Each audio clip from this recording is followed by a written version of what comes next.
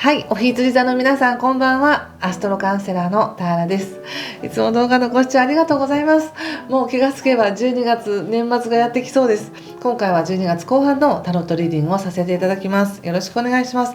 12月20日にカペラノートの使い方説明をする予定なんですね。ライブ配信で。でこれカペラノートも今完売してしまったんですけども、来年の2025年の運勢を解説しますので、PDF 版をお持ちの方もぜひご覧いただければと思いますし、ノートも PDF も持ってないという方もぜひ来年の運勢聞きたいという方はね、ご覧ください。お願いします。一緒にリアルタイムで何かコメントとかいただけると嬉しいです。じゃあ行きましょう。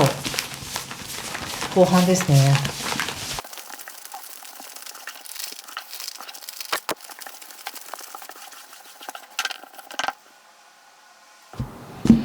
はい、じゃあ一緒に見てみましょう。お願いします。カップ9、いきなり、ソード4、ワンドキングとペンタクス3の逆、フール、ペンタクス9、ワンドの、ページですね。はい、気をつけることや対策がカップのキングとカップキング逆とデビルとオラクルはカップの5ですね。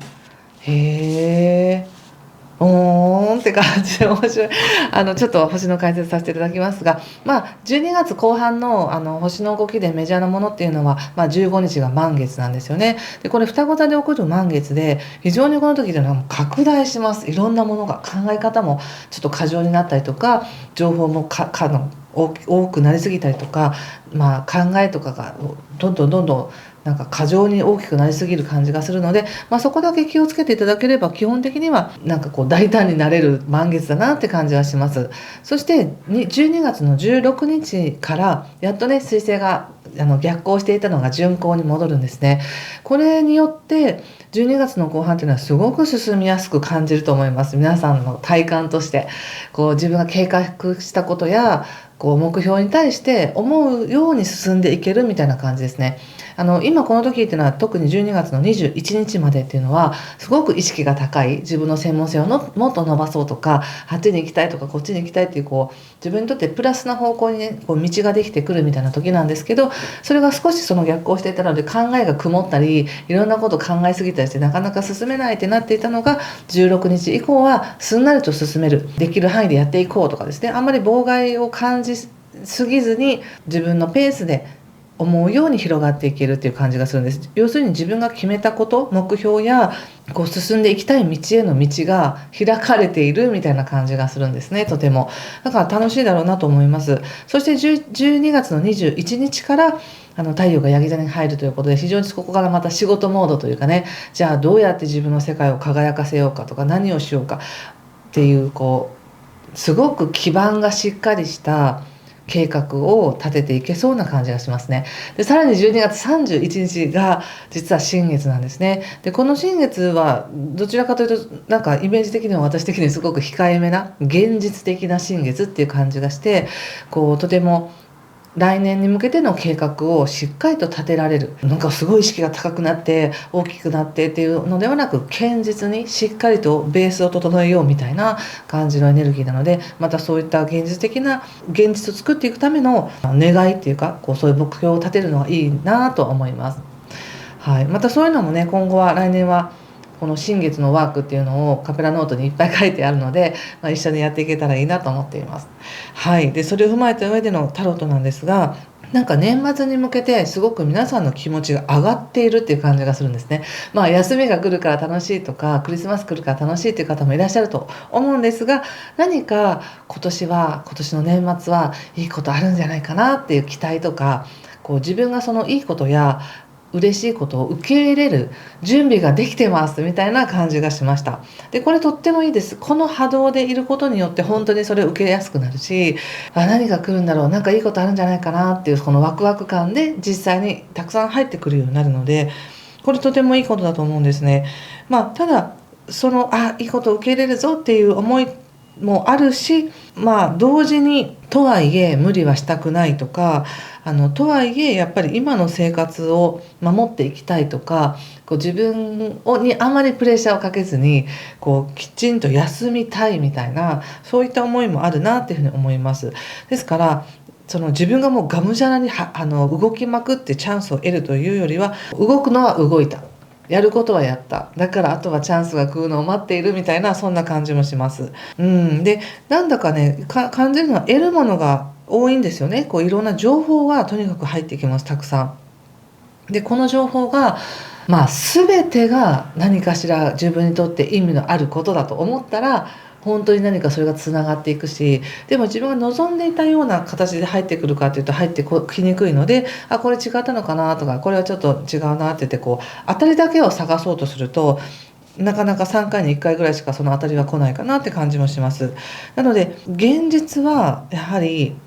ご自身で自分の行動範囲ややることや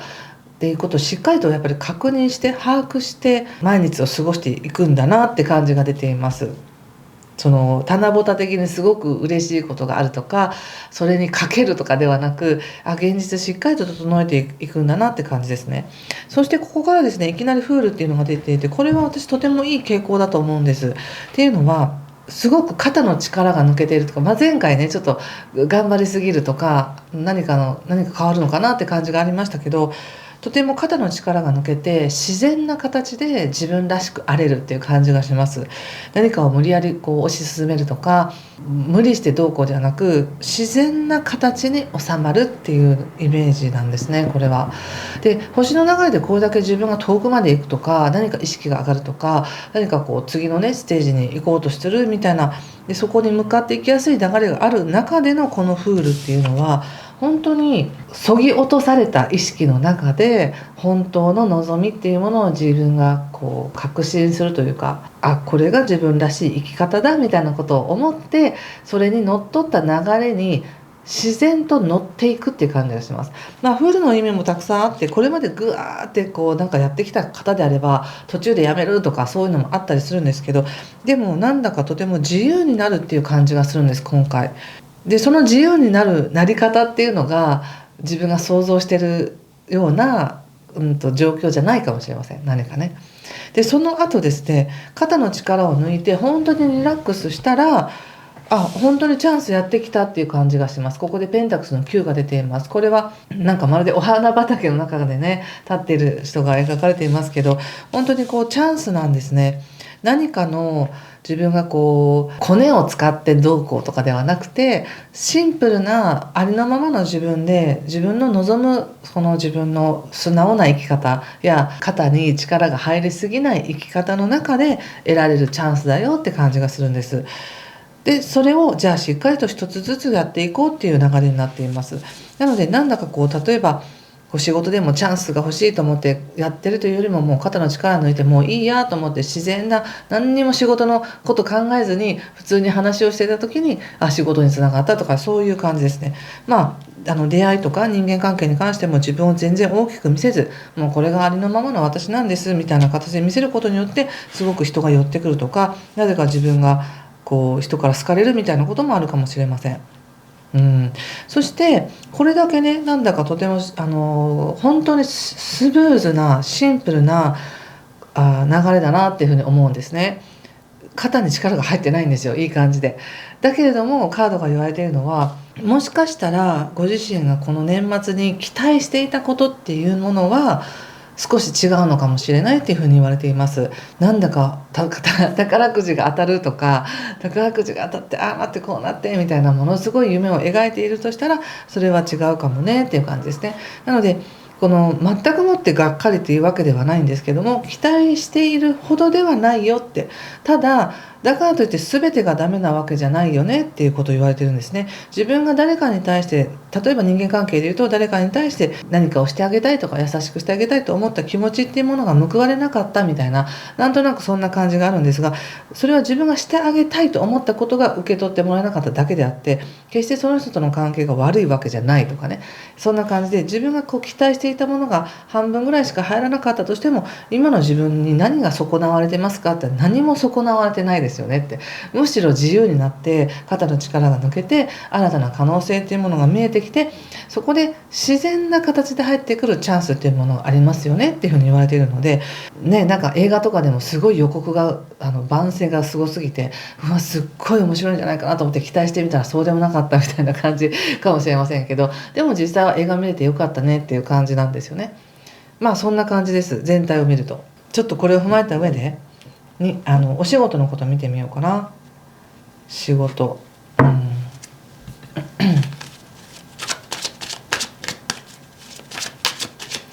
まあ仕事運というか社会運、外に出ていく運とか人と関わる運っていうのは上がってるんですよね。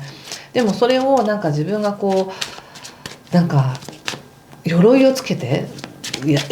人と向き合っていくって感じではなくて、むしろもう戦いませんとか別にかっこつけませんとかもう損得は関係ありませんみたいな感じで関わることによって、すごくいいチャンスが来るなって感じ。まあ今仕事っていうので見るとワンドの2とソードの7とソードの、ページなんですね。なのでお仕事はご自身がこれまでのようにものすごくエネルギーを注いで何かをやっていくか、その計画を立てるか、いやでも実は自分の本心としてはそっちじゃない方に行きたいんだよなみたいな気持ちもあり、でもそっちに行くってなるとちょっと周りの人に悪いかなとか、なんかこう不具合が起きるんじゃないかな、不誠実なのかな自分はっていうところで考えてますね。だからお仕事ってなった時に自分で何を選んでいくか決めなきゃいけませんっていうメッセージだと思いました。その何かが来るとかね、そういうんじゃなくて自分でどれを選ぶのか、どのチャンスを選ぶのか、お仕事に関してそれを選ばなければいけないんだなっていう感じですよ。ちょっともう一枚引いてみましょうか。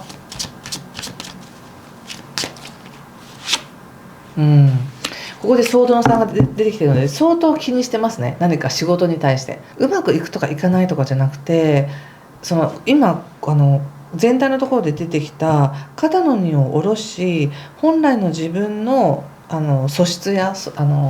直な欲求に基づいて進んでいくよねって言った時に、仕事って見たらちょっと無理してでも何かこうプッシュしてやらなくちゃいけないみたいな雰囲気があるんですよね。でそれやりますかやりませんかっていうその選択だったり、じゃあこっちの方法でやるかあっちの方法でやるかっていう選択で非常に迷っているって感じがします。なんだか精神的にはちょっとすっきりしない感じがありますね。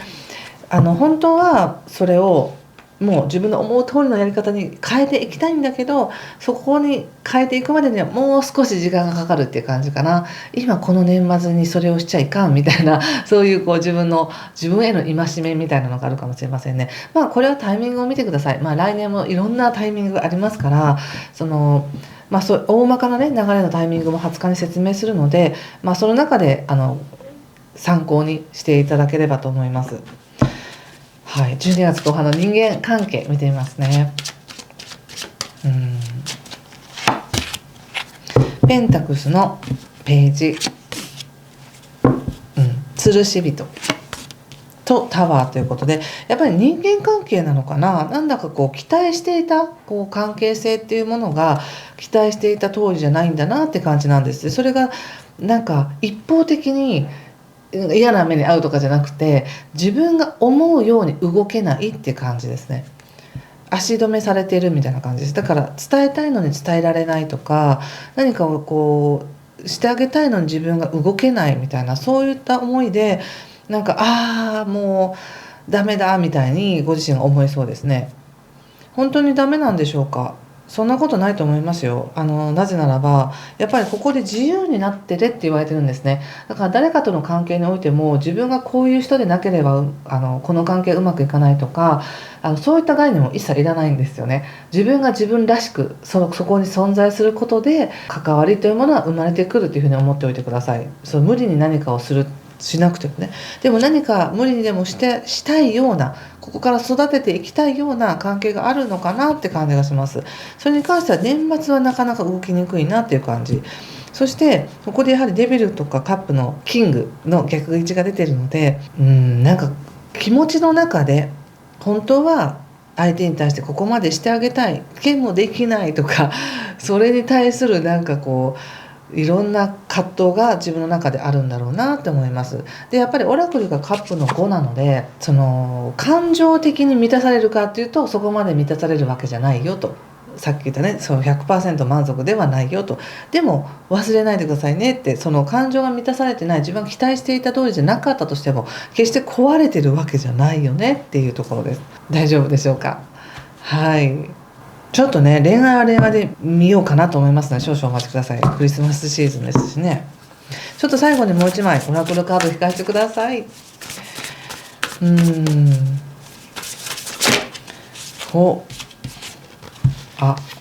このカードが出ました。このカードを見て何か感じることがあれば皆さんもご自身の直感を使ってねメッセージを受け取ってみてください。やっぱりいろんな選択があるんですね。いろんな可能性が混在してるから、このカードも描かれてるのがね、過去とかは知ってることとか知らないこととか未来はどうなんだとか多分こうじゃないかなみたいないろんなことが混在してるエネルギーの中にいるよって。でもそれだけ自分の中で選択する選択肢があるんだよねっていうことと、あともう一つやはり不確かだからこそいいことがあるのかもなっていうふうに思います。全部はっきりパキッとねイエスノーとかこれはこうとかってパキパキパキッと何かをカテゴリー分けして収めるのではなく、なんかグレーも楽しいんじゃないみたいな感じですね。どうでしょう。グレーというか不確かなものだからこそこの瞬間を楽しめるっていうのもあるかもしれませんよね。ちょっとそんな感じがしました。はい、ということでここまでにしておきたいと思います。何かしら参考になりましたという方、ぜひいいねボタンやコメントで教えてください。ではまたすぐにお会いしましょう。今回も最後までご視聴ありがとうございました。失礼します。